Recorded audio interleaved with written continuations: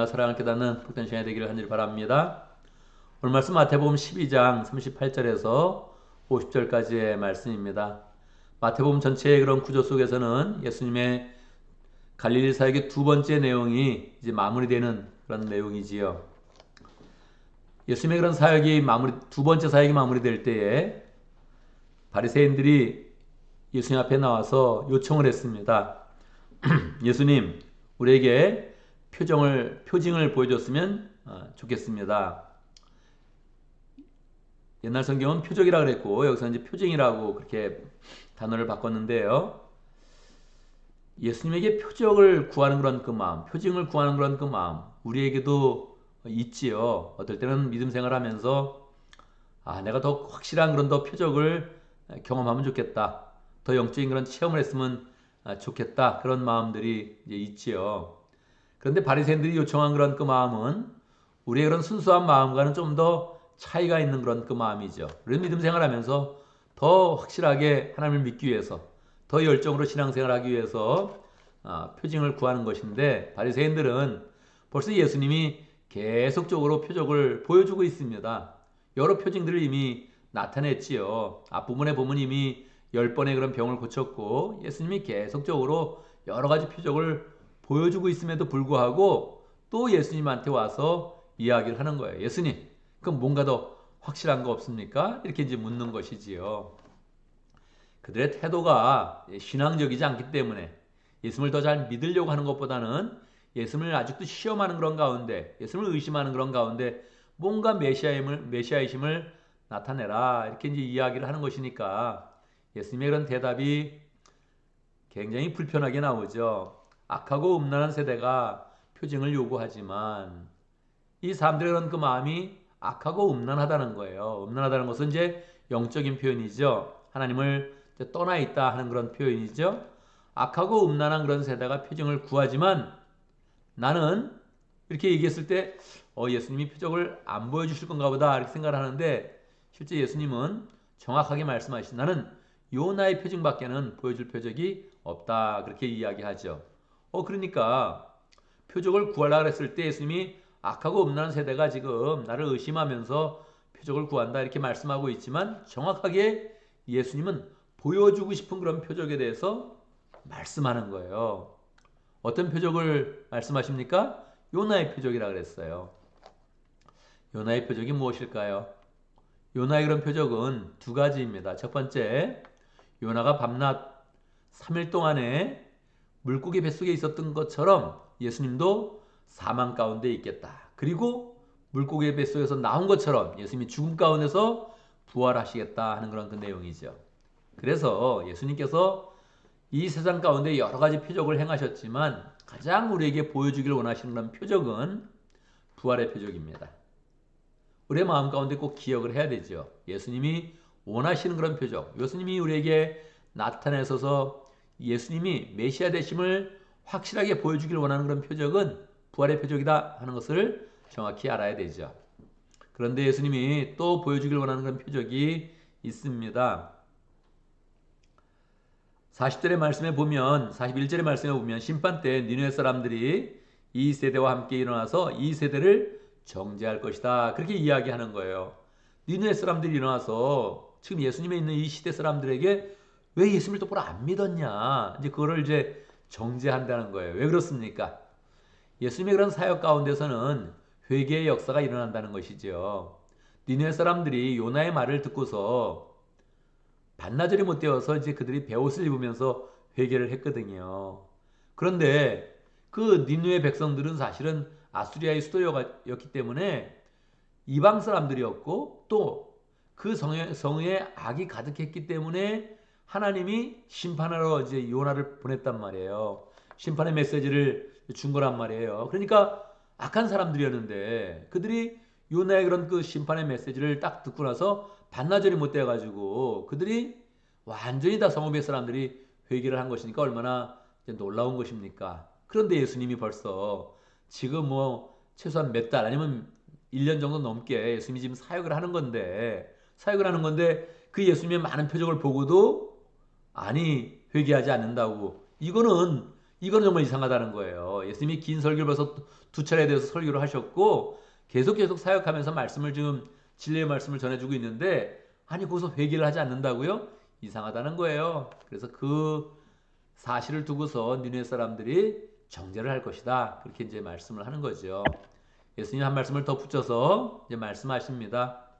시바 여왕 솔로몬 시대 때 솔로몬의 지혜를 확인하기 위해서 듣기 위해서 머리 남방에서 왔는데 지금 시바 여왕 그 남방의 여왕이 이 시대를 또 정죄할 것이다. 나는 솔로몬의 지혜를 듣기 위해서도 그렇게 멀리 여행을 했는데 어떻게 예수님이 완전 지혜 그 자체, 진리 자체 그 자체로서 말씀하여 주시는데 어떻게 회개하지도 않고 들으려고도 하지 않느냐 하는 것을 정죄할 것이다. 이렇게 이제 이야기를 해주죠.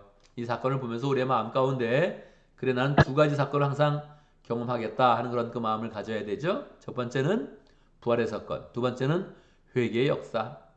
여러분 우리의 목장 가운데 또 교회 가운데 계속 있어야 될 그런 사건이지요. 항상 우리가 부활을 믿고 우리의 그런 삶 가운데 회개의 그런 그 마음으로 항상 주님 앞에 나가는 그런 삶을 잘 살아야 되죠. 또 모든 가운데서도 교인들 가운데서도 늘 회개하는 그런 사람, 자신의 그런 죄악을 생각하면서 특별히 영적 죄악을 생각을 하면서 하나님 앞에 회개하는 그런 사람들이 계속적으로 우리의 삶 가운데 일어나야 되죠. 이 12장을 마무리하면서 두 가지 사건이 더 기록되어져 있는데 하나는 예수님이 그냥 말씀해 주시는 것입니다. 사람이 마음이 이렇게 깨끗해진다고 생각하면 마음을 정리한다고 생각하면 그거로 다 되는 건 아니다. 그렇다면 일곱 귀신이 와서 그 마음을 장악할 것이다. 그렇게 이야기를 해줍니다. 그래서 여러분 우리의 삶 가운데 가끔 나 그래 결심했어. 나 이제 마음을 새롭게 할 거야. 그렇게 생각하는 사람들이 있죠? 그거 갖고 안 된다는 거예요.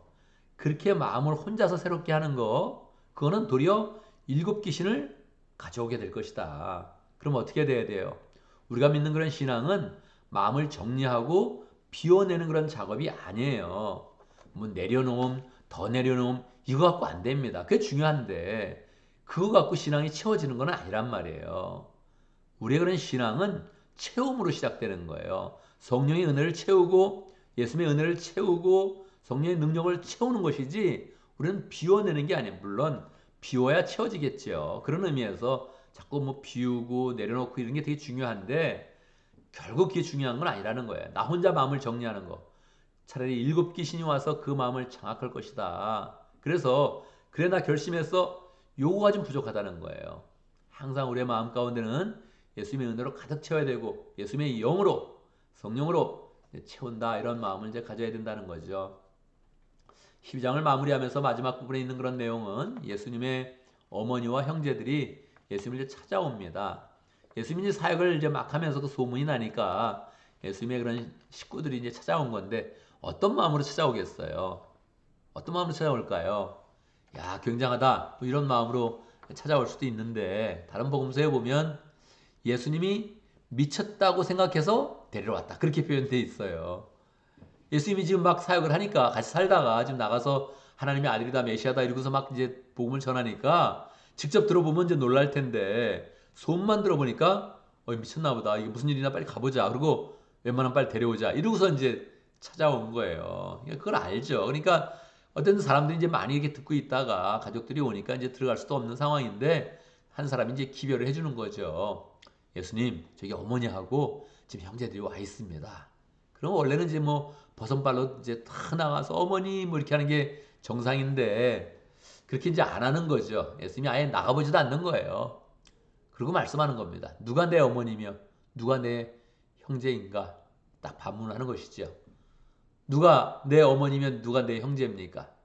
하나님의 뜻을 듣고 행하는 자가 내 어머니와 내 가족이다. 그렇게 이제 표현을 이제 합니다. 그래서 이제 우리가 살면서 이제 예수님의 길을 잘 따라가야 되죠. 육신의 가족이 중요한데 늘 육신의 가족을 통해서 행복을 누리고 축복을 잘 누리는 삶을 이제 잘 살아야 되죠. 그런데 뭐 자랑을 하거나 뭐 자기 가족을 너무 중요시해가지고 우리 가족이 중요해 막 이렇게 이야기하는 것은 예수님의 길이 아닙니다. 예수님의 가르침이 아닙니다. 그래서 그냥 가족의 그런 은혜와 축복은 잘 삶 속에 누려야 되고요. 또 가족을 잘 세우려고 노력하고 가정 가운데서 늘 섬김의 자세를 잘 가져야 되고요. 그렇지만 밖에 나가서 너무 우리 가족 뭐 그럴 거는 이제 없다는 거예요. 그냥 예수님처럼 하나님의 뜻을 듣고 행하는 그런 사람이 참 예수님의 가족이다. 그러니까 우리가 그렇다는 거예요. 할렐루야죠.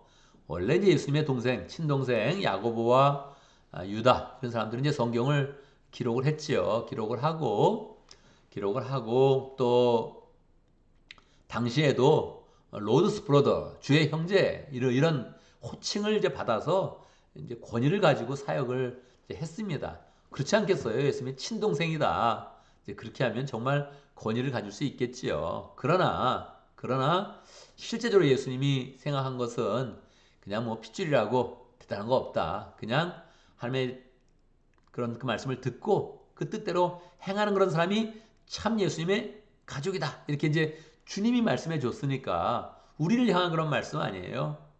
우리를 향해서 참 나의 그런 가족이다. 주님께서 우리가 이제 예수님께 나갈 때마다 그렇게 말씀해 주시는 것인데 우리의 마음 가운데 그래 나는 예수님의 참 가족이지 이런 마음으로 신앙생활을 하면 좋겠습니다.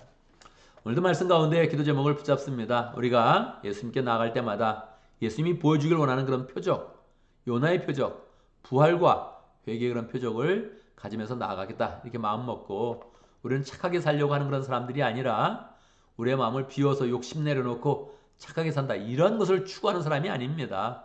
예수님의 표적을 믿는 그런 가운데 더욱더 예수님을 우리의 마음에 모시고 또 예수님을 따라가는 그런 사람이죠. 그래서 정말 예수님을 믿는다고 했을 때 그냥 마음으로 동의하는 정도가 아니라 예수님의 길을 잘 따라가고 또 그 뜻대로 행하면서 예수님의 참 가족이 되는 그런 복된 삶을 살기를 원합니다. 오늘도 말씀 가운데 기도 제목을 붙잡습니다. 우리가 요나의 표적을 믿고 또 마음의 주님을 가득 채우는 그런 사람 될 수 있도록 우리의 마음을 혼자서 정리하는 것이 아니라 예수님이 계속 우리 속에 들어오시면서 예수님을 더 중앙에 모시면서 우리의 그런 삶이 잘 정리되는 복된 삶이 될 수 있도록 함께 기도합니다. 오늘도 목장을 위해서 기도하는데 실크로도 목장을 위해서 기도하겠습니다. 김지희 목자님, 주유미 목녀님, 또 목원들과 또 정파나바 선생님 위해서 함께 기도하도록 하겠습니다. 오늘 교회를 위해서 기도하는데 새로운 사람들을 생각하면서 기도합니다. 현재 새가족반 2명이 지금 참여하고 또 우리 교인으로 잘 변해가고 있습니다. 감사한 일이고요. 생명의 삶 5명이 신청했는데 1명이 중간에 드랍이 됐습니다. 지금 현재 4명이 승화하고 있습니다. 정말 우리 피소스 교인으로 피소스 가족으로 잘 세워지는 시간 되어줄 수 있도록 함께 기도하고 목장에 오는 VIP들 본인 목장의 VIP들을 위해서 기도하고 또 다른 사람의 그런 다른 목장의 그런 VIP들도 기억하면서 함께 기도합니다. 제가 먼저 기도하고 함께 기도하는 시간 갖도록 하겠습니다. 기도합니다. 하나님 아버지 우리의 그런 믿음 생활 가운데 여러 가지 표적을 통하여서 우리의 그런 삶을 이끌어 주심을 감사합니다. 표적을 볼 때마다 예수님이 하나님의 아들이심을 믿게 하시고 우리의 구원자이시며 그리스도이시며 우리를 영생으로 인도하시는 그런 참 인도자이신 것을 우리가 믿고 고백하며 따를 수 있도록 역사하여 주옵소서. 특별히 예수님께서 우리에게 부활의 표적을 이미 보여주셨고 또 우리에게 회개의 역사를 계속적으로 일으켜 주시는데 하나님 우리가 그 표적에 참여하고 체험되는 그런 삶 될 수 있도록 인도하시고 다른 사람들 이끌 때에 부활의 그런 표적으로 이끌어주며 또 회개하는 그런 삶으로 이끌어서 참 거듭난 그런 사람으로 예수님의 그런 제자로 잘 만들어갈 수 있도록 축복하여 주옵소서. 하나님 우리의 그런 삶 가운데 목장을 허락하신 것 감사합니다. 목장을 세울 때마다 하나님 나라를 세우는 그런 자부심과 은혜와 능력과 행복을 풍성히 경험할 수 있도록 역사하여 주옵소서. 실크로도 목장에 김지희 목자님, 주임용 목녀님 축복하여 주시고 예수님의 그런 그 마음으로 목원들을 섬기고 있습니다. 하나님 아버지 그 모든 그런 섬김과 사랑과 사역 가운데 함께하여 주시고 그 목장 가운데서 영원권의 제3는 그런 삶이 잘 일어날 수 있도록 역사하여 주옵소서. 주의 사랑을 나타낼 때에 그 사랑이 그 10년 가운데 역사하며 변화되는 그런 역사들이 잘 일어날 수 있도록 축복하여 주옵소서. 정바나바 선교사님 축복하여 주시고 실크로드 지역에서 열정으로 사역할 때마다 하나님 함께하여 주시고 보안도 중요하고 또 열정으로 목숨을 걸면서 사역하는 그 모든 삶 가운데 주님께서 인생을 받아주시고 가족을 축복하시고 사역 가운데 많은 그런 열매를 허락하여 주옵소서. 하나님 아버지 우리 교회 또 새로운 그런 사람들을 허락하여 주심을 감사합니다. 새로운 가족을 맞이할 때마다 우리가 잘 변화시킬 수 있도록 역사해 주시고 단순히 착하게 사는 그런 삶이 아니라 예수님의 은혜를 풍성히 누리며 주님이 부으시는 그런 영생의 능력으로 온전히 사는 그런 사람들 잘 세워갈 수 있도록 역사해 주옵소서. 우리 새가족반 늘 모일 때마다 주님께서 축복하여 주시고 생명의 삶으로 모일 때마다 하나님 복음으로 변화시켜 주시고 피소스의 그런 가족이 되는 그런 가운데 예수님의 제자 될 수 있도록 역사하여 주옵소서. 목장마다 하나님 아버지 VIP들이 있습니다. 축복하여 주시옵소서. 목장에서 하나님의 그런 사랑을 느낄 때마다 마음이 변화되게 하시고 결단되게 하시고 교회로도 나올 수 있도록 역사해 주시고 복음으로 변화되는 그런 역사가 계속적으로 우리 여러 목장 가운데 교회 가운데 일어날 수 있도록 역사하여 주옵소서. 하나님 아버지 주의 은혜 가운데 또 새날을 맞이했습니다. 오늘 화요일의 모든 일정 가운데 함께하여 주옵소서. 우리 그런 시간 중에 직장에서 보내는 그런 시간이 가장 많습니다. 하나님 직장에 나갈 때마다 동행하여 주시고 지혜와 명철로 함께하여 주시며 하는 일마다 잘 되어서 하나님의 사람으로 더 칭찬받으며 존경받으며 일 잘 감당할 수 있도록 역사하시고 맡은 업무는 정말로 잘 감당하여서 늘 회사에 정말로 복이 되는 복된 삶 살 수 있도록 역사해 주옵소서. 연구하는 그런 사람, 공부하는 사람, 사업터로 나가는 모든 그런 사람들 가운데도 함께해 주시고 주님의 은혜와 지혜가 늘 충만하도록 역사하여 주옵소서. 하나님 아버지 우리 그런 삶 가운데 잘못된 그런 판단으로 필요 없는 일을 하지 않도록 역사해 주시고 늘 하나님이 주신 지혜로 필요한 일들을 감당하며 꼭 필요한 그런 사람들을 만나며 필요한 곳에 가는 복된 삶 살 수 있도록 인도하여 주옵소서. 사고를 막아주시고 재앙 가운데 지켜주시고 아픈 곳에서 하나님 아버지 늘 회복되어서 하나님의 은혜를 더 풍성히 체험할 수 있도록 역사하시고 가정마다 평강이 가득하도록 축복하여 주옵소서. 예수님의 이름으로 기도드리옵나이다. 아멘.